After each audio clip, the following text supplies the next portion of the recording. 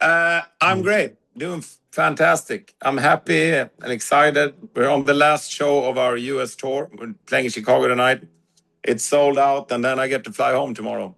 If that's possible with all, there's a lot of hassle at the airports with ICE agents and, no fun. Well, I don't know what it is. But it seems to take 4 or 5 hours to get on the plane. So we'll see how it goes. Apart from that, everything's great. How you doing? I'm fine, thanks. It's a proud for me, and thank you for these 2 minutes for this interview. First of all, I want to talk about the city, Querétaro, because Okay. you have extensive experience playing festivals, but Querétaro is a city with very few concerts, mostly local ones. Yeah, I don't know if you know it, but you are coming as the headliner of one, uh, the only festival this year in Querétaro.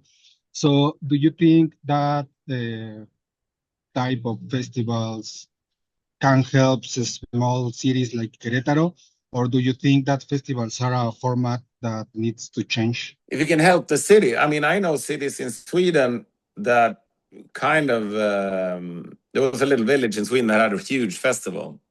And like Roskilde in Denmark, like the festival is pretty much their whole economy is like that. So, I mean, yeah, sure, it can help the city. I don't know enough about Querétaro, though, like the local, specifics. I just know it's a university town. And usually that usually means a lot of young people are excited to go to a festival. So, I mean, I think you're going to do well. But hard for me to answer the question specifically since we haven't played. You can ask me after the show. I mean, I haven't even been. I've never been to Querétaro, but I hear it's nice and that it's a university town. And I think that's all I need to know to do the show. Nice. Now, about your music, it's been 26 years since Benny B Division, 30 years since Tyrannosaurus Hives. Looking back, are you proud of those albums, or is there anything you will have done differently? Oh, both. I am proud of all those albums, and there are things I would have done differently. But making an album is like you got to make 4,000 decisions, and it's impossible to be happy with exactly all of them. But I think we really did our best with all those albums, and I really like. There's a bunch of songs on each of them that I think are really good, and I'm proud of. But yeah, I would probably done a lot of things different. Anyway. And do you usually compare that albums to what you're doing now, the new albums? Yes, in a way. We don't want to put out an album that doesn't hold its own with the other albums.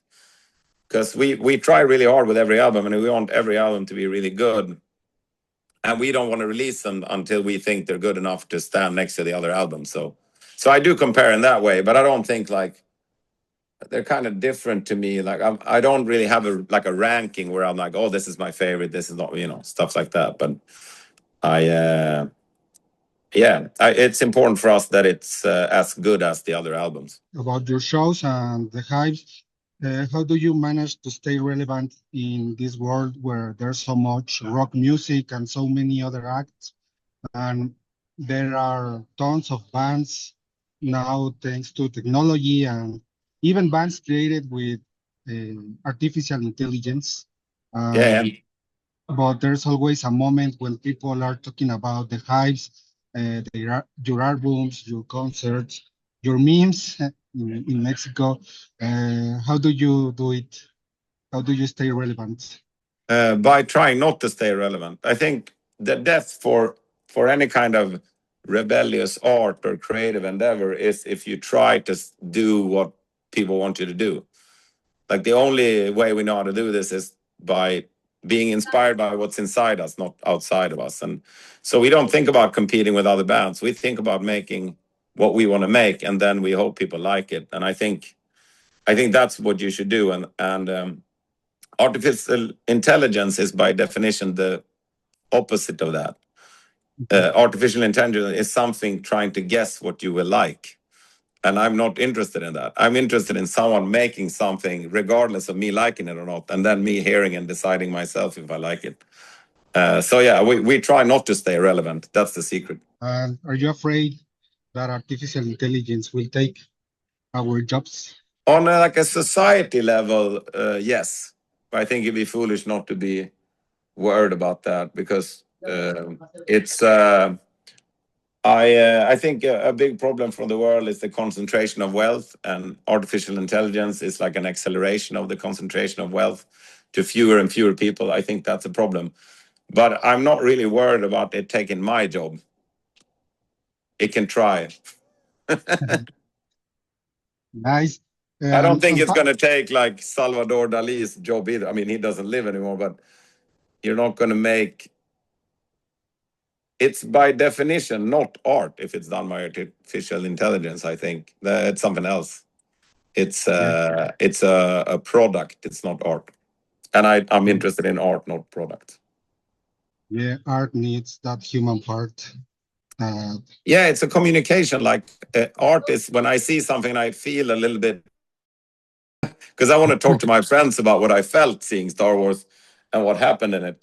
If we're all watching different AI-made Star Warses, then we have nothing to talk about. Okay, nice. That's all for me. Thank you for your Thank you. minutes. It was fun. Maybe I'll see you in Mexico.